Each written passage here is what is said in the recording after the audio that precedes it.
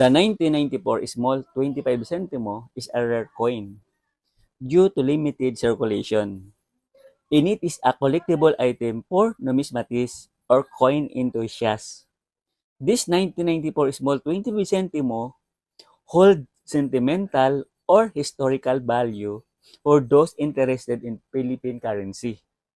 This coin, like many older coins, might have been produced in smaller quantities. Compared to more recent issues, this limited production can make it rare. And therefore, more sought after by collectors, coin collecting or numismatics is a hobby where people gathered coins for their aesthetic appeal, historical significance, or rarity. A 1994 25 centimo coin being from a specific year can become a part of a collector's set. A coin from a particular year can hold sentimental value, representing a specific time period or memory in their lives. The coin issued during a specific period can reflect historical event or economic changes. The 1994 25 centimo coin as part of Philippine currency can be tangible piece of history. Features: Issuer Philippines, Ruling Authority, Republic 1946 up to date. Type: Standard Circulation Coins, year 1991 to 1994. Script Latin. Composition: brass. Weight: 2.24 grams. Diameter: 16 millimeter. Thickness: 1.4 millimeter. Shape: round. Demonetized 2nd January 1998. Series improved flora and fauna. Obverse: bars of one luna facing right. Lettering: Republika ng Pilipinas, 1 Luna, 1994. Translation: Republic of the Philippines, reverse Philippine butterfly, lettering 25 centimo. Script Latin, adds plain, mint BSP Security Plant Complex, Quezon City, Philippines, 1975 up to date. In 1994, the Born Again movement, a term used to describe a specific type of evangelical Christianity, was well established in the Philippines. It has gained significant popularity, particularly in the 1970s and 1980s, becoming a prominent religious force. The movement emphasized a personal transformative experience of faith, emphasizing a relationship with Christ in seeking to live according to biblical principles. Born again in the Philippines generally refers to accepting Christ and surrendering one's life to His will. The movement emerged in the Philippines in the late 1930s, was experienced a surge in popularity in the 1970s and 1980s. The movement played a significant role in shaping the religious landscape of the Philippines, with a strong emphasis on evangelism and personal transformation.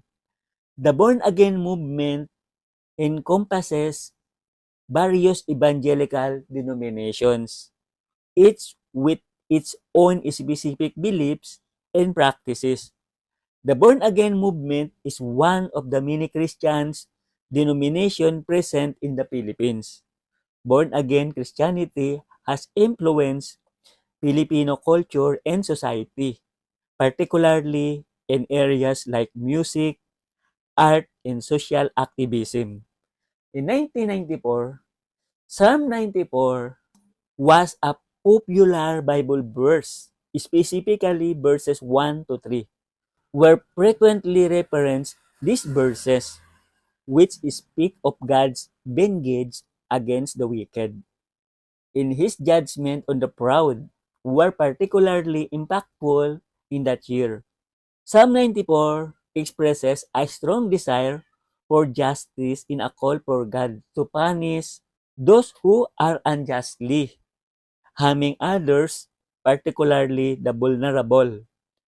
This resonates with a public that was grappling with issues like violence, discrimination, and societal injustices.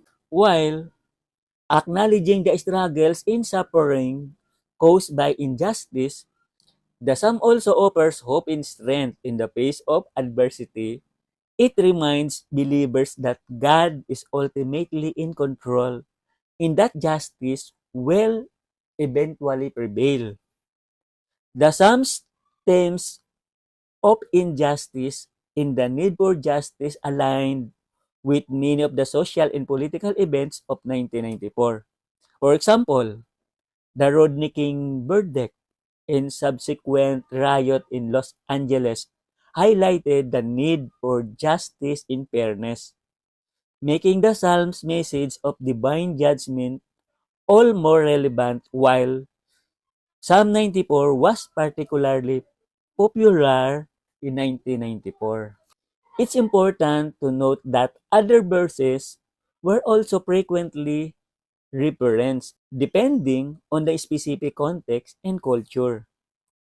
Psalm 94, the Lord is a God who avenges, O God, who avenges, shine forth, rise up, judge of the earth, pay back to the proud what they deserve. How long, Lord, how long will the wicked be jubilant? They pour out arrogant words. All the evildoers are full of boasting. They crush your people, Lord. They oppress your inheritance. They slay the widow and the foreigner. They murder the fatherless. They say, the Lord does not see. The God of Jacob takes no notice. Take notice, you senseless ones among the people. You fools, when will you become wise? Passion the air. Does he who not hear? Does he who formed the eye not see? Does he who disciplined nation not punish? Does he who teaches mankind lack knowledge? The Lord knows all human plans. He knows that are futile. Blessed is the one you discipline, Lord, the one you teach from your law. You grant them relief from days of trouble, till a pit is a dug for the wicked. For the Lord will not reject his people, he will never forsake his inheritance. Judgment will again be founded on righteousness, and all of the upright in heart will follow it.